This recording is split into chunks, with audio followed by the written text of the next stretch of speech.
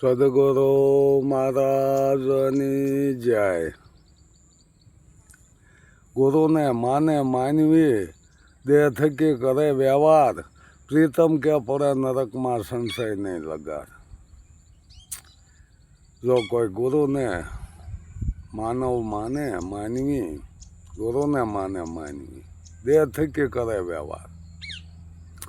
પૂજા પાઠ કોના થાય છે? દેહના થાય છે. દક્ષિણા કોને થાય? દેહને થાય. આ દેહના વ્યવહાર કહેવાય. તો પ્રીતમ ભગત એવું કહેશે કે જો કોઈ ગુરુને વ્યક્તિ માનતો હોય ને દેહ થકી જો વ્યવહાર કરતો હોય, પૂજા ને પાઠ ને દક્ષિણા ને સમરણ ને આ બધું કોણ કરે? વ્યક્તિ કરે ને વ્યક્તિ ના કરે સતાય. ગુરુનું સમરણ, સમરણનો અર્થ શું છે? સનું મરણ. કામ, ક્રોધ, લોભ, મોહ, અહંકાર અને મસ. આ સોને જો કોઈ મારી દે તો એનું સમરણ પૂરું થઈ રહે. આ સમરણ છે. કોઈ જાપ જપવા એ સમરણ નથી. જ્યાં આપણે દાસી જીવણે કીધું કે આ જાપ અજંપા વો ઘર નહીં. જાપ અજંપા એ કીધે નથી. કશું કરવાનું નથી. આપણે ગંગા સતીમાં એ કીધું જથારસ વસનની જ્યાં સાંજ એને જાણી એને કરવું પડે નહીં બીજું કાંઈ. એને કાંઈ કરવાનું રહેતું નથી. કારણ શું છે કે બીજો છે નહીં. બીજો હોય તો એના માટે કરવાનું હોય ને, બીજો તો છે નહીં. જ્યાં સુધી નદીના પાણીને દરિયો ન મળ્યો ત્યાં સુધી એની દોડા દોડ ચાલુ હતી. એને દરિયો મળી ગયો એટલે ભળી ગયા અંદર.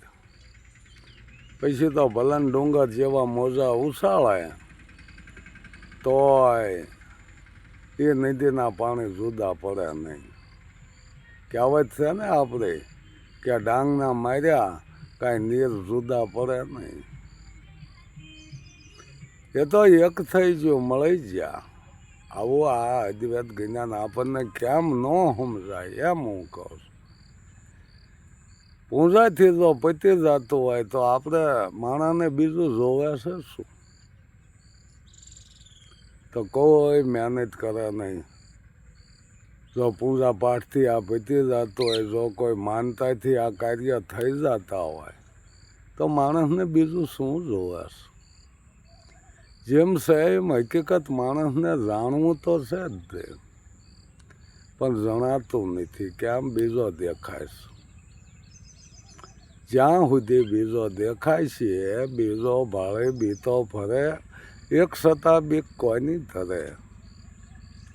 પણ એટલી બધી બીકો મૂકી દીધી છે ને કે માણસને હવે હાસું સમજાવવા નથી દે એવું. આ બીક, મોટી બીક તો માણસને મરવાની છે. આપું રે ત્યાગી જોયું રે જાગી, ઘટમાં જોઈતું હવે જાગી. આપાપણું જેને મેલી દીધું છે એને ઘટમાં જોઈતું જાગી જઈશ. પણ આપાપણું હું કરતો ફરે છે એને તો કેમ આ વાત સમજાય? હુંને ઠેકાણે હરીને ઠેરાય તો માં સુખ થાય. આ બીજો નથી બોલતો. હુંના ઠેકાણે હરીને ઠેરાઈ દો, હરી હિસાબ બલવાન, પૂરું કામકાજ થઈ રહે. ક્યાં કાંઈ કરવા પણ પૂજા પાઠ એ જાપ તપ તીરથ બધું છૂટી જાય. આ કેમ ન સમજાય? સમજાય એવું છે ને કેમ નથી સમજાતું એમ. સમજાય એવું છે, સરળ છે, સીધું છે, પણ આ પાખંડે લોકોએ કાંઈક નવું આપણને પકડાવી દીધું છે. સિંગડો ઝાલવી તાકી સી પૂંખડો ઝાલો, ને પૂંખડો ઝાલો તાકી સિંગડો ઝાલો. શું કરવાનું? કયું ઝાલવું? એક જ વાત, એક જ વાણી, એક જ પાણી, એક જ પથરા, એક નાવનકા આરા. તો પછી બીજું ક્યાં આપણે ગોતવા જવાનું? જો એક જ પાણી હોય, એક જ પથરા હોય, એક નાવન કા આરા, એક મોરે દેવે દેખી જાના રામ કૃષ્ણ પૂજારા. પર મેં મત ભૂલો કે અમારા પ્રેમેથી જોઈ લો પ્યારા. રામ કૃષ્ણ પૂંજારા હોય તો અત્યારે આપણને કેવું શું પકડાયું છે? રામની પૂજા કરો, કૃષ્ણની પૂજા કરો, ગુરુની પૂજા કરો, બીજો તો કે છે નહીં. મન તું અવળું તે સીધય અથડાય, આ બીજો નથી બોલતો. આ મનને ઠપકો સંતો આપ્યો છે કે મન તું અવળું તે ક્યાં અથડાય, આ બીજો નથી બોલતો. તો આ બોલનારાની ઓળખાણ કરવાની છે.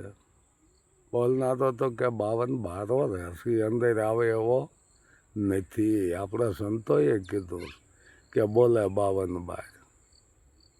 તો એ કેમ ન સમજાય? દેહથી બોલાય છે, ઘાટેથી બોલાય છે, આવું ઘણા ઘણા ક્યાં છે. દેહ તો શ્વાસા બંધ થઈ ગયા હોય તો દેહ તો હોય છે ને, કેમ નથી બોલતો? પોલું હોય ને ત્યાં સુધી વાગે, નકોર વાગતું નથી. વાંસળે વગાડનાર પોલું હોય છે, એના શુદ્ધ દબી દબીને આપણને સંભળાવે છે. તો કોઈએ કીધું કે ભાઈ આ હાંભેલું વગાડજો, તો એ મારે તો વાગે, બાકી ફૂંક મારી હાંભેલું ન. શું કે પોલા નથી રહ્યું? આ વાત કેમ ન સમજાય?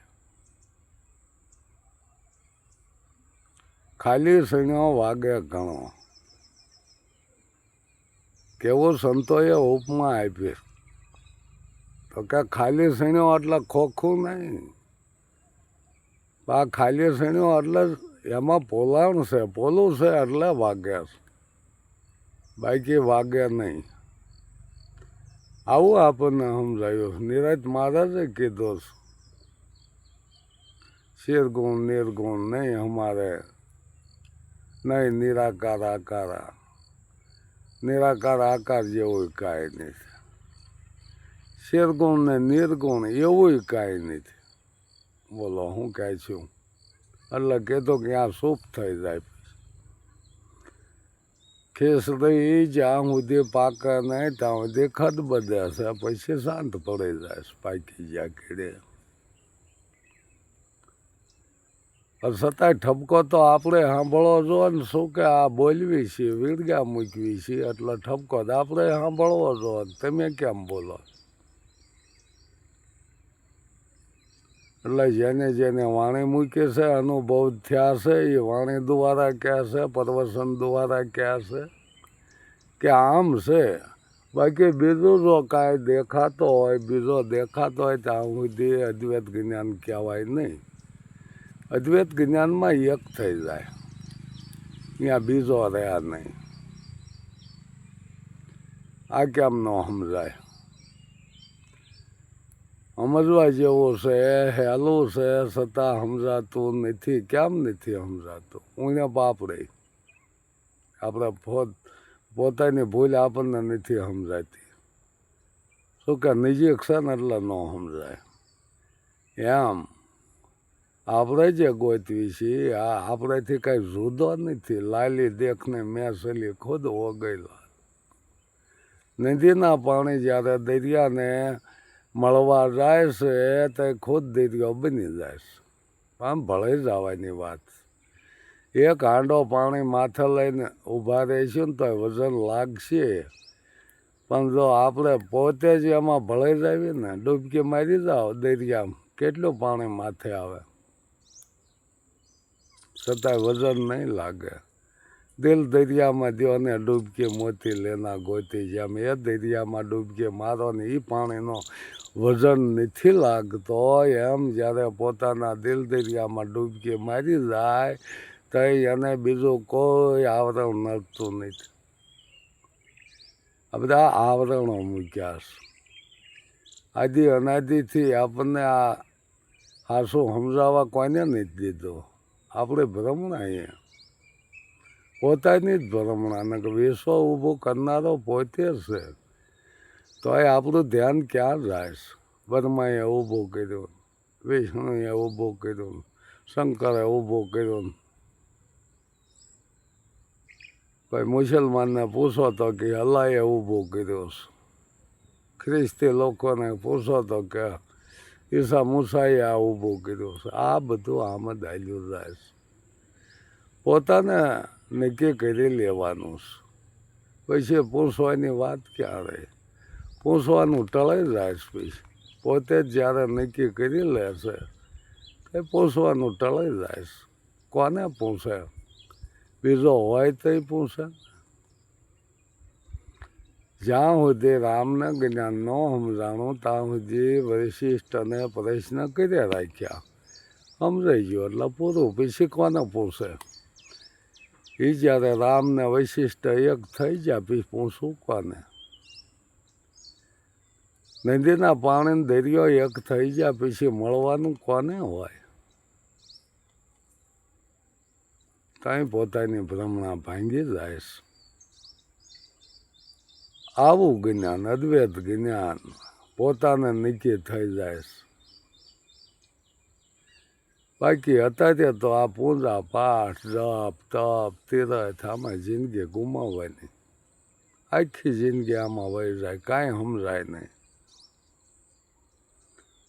તો કે દ્વારકા ગયો તો શું લાયો? કે એક દંડ ને બીજો ડામ. ખોટી થયો ને ખર્ચો કર્યો. શું કે અહીંયા તો એ મૂર્તિના દર્શન થાય કે આપણે ગમે મંદિરે જાઓ ને, મંદિરના દર્શન થાય, મૂર્તિના દર્શન થાય. એટલે એ તો ઘાટ છે દેખાવાનો. જ્યારે આ ઘાટ વસ્તુ આપણે તો આ ચોથા પદની વાત કરી સંતોએ કે ચોથું પદ અવિનાશી. આજે કાંઈ બનાવેલું છે ને એ તો ગમે તે દી મટી જવાનું. શું કે પોતે જ મટી જાય પછી બધું મટી જાય. ત્યાં સુધી કાંઈ મટતું નથી. પોતે જ હજી અડેખમ ઊભો ત્યાં સુધી કાંઈ મટે નહીં. ખોળે જોતામાં તું ખોવાયો આ બીજો નથી બોલતો. જ્યારે ખોળવા જાય ને તે પોતે ખોવાઈ જાય. મારો વાલો નથી જરા વેગળો, દ્રષ્ટિ પડે ને આ દર્શાય. પોતે ખોવાઈ જાય. બે ન બને, બે ક્યારેય બને નહીં.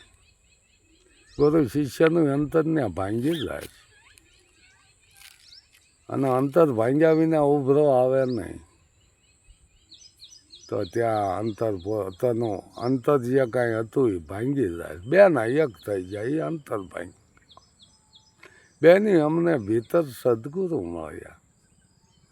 સત્ય તો ભીતરમાં છે, આપણે બહાર ખોળવીશ. ન પતે ને કેમ પતે? શું કે સ્વયં પોતે જ વિશ્વ ઊભું કર્યું છે. પોતે જ પોતાના રાંડવે ઘૂંસાય એવું કરીને મેલ્યું છે. કેમ સમજાય આપણને આ વાત? કેમ ન સમજાય?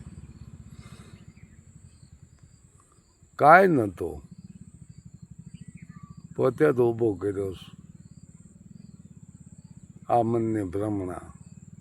અને આ ભ્રમણા ભાંગી નાખવાની.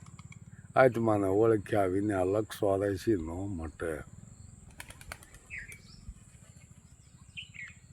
આ કાંઈક મન વિચાર કરીને કાંઈક ઊભું કર્યું છે. એ મનને જ સમજાવવાનું છે કે તો અવળું કેમ અથડાય છે? આ બોલે એ નથી તને જણાતું? બોલે છે એ પોતે છે, સ્વયં પોતે જ બોલે. બીજો નહીં ભીમો કે ભગવાન 4 આંગળના છેટે આ આંખવાળા નહીં કાન. આપણો જ કાન જોવે જ આપણે આંખથી ન દેખાય. સામે રીસો સદગુરુ રૂપી રીસો સામે ધરી દો એટલે દેખાય. આવી સહેલી વાત સંતોએ કેવી સહેલી વાત કરી, પણ સમજાતું કેમ નથી? આ ભ્રમણાયું ન સમજાય ત્યાં સુધી ભ્રમણા. એ ભ્રમણાને ભાંગવી જોવે. આ ભ્રમણા ભાંગ્યા વિના ભવના ફેરા મટે એવો નથી. જલમવું ને મરવું, જલમવું ને મરવું. તો મત પહેલાં મરી જાય તો આ બીક વહી જાય છે. પહેલાં મરી જવાનું છે, પછી મરેલને મારી શકે નહીં કોઈ. આ વાતું કરવી એટલું હેલું નથી. મરી ગયા હવ ક્યાં છે, પણ મરી તો જુઓ ક્યાં છે. મરી જાય ફરીને બેઠો ન થાય. હથિયારથી નહીં, આ શબ્દોની ધાર જે રહી ને, જ્યાં હથિયાર કામ નથી કર્યા ત્યાં શબ્દ કામ કરી ગયા. મેણાના માર્યા મરીએ વાલીડા, કાંકરીના માર્યા કે કોઈ દી ન મરવી, આ મેણાના માર્યા મરીએ.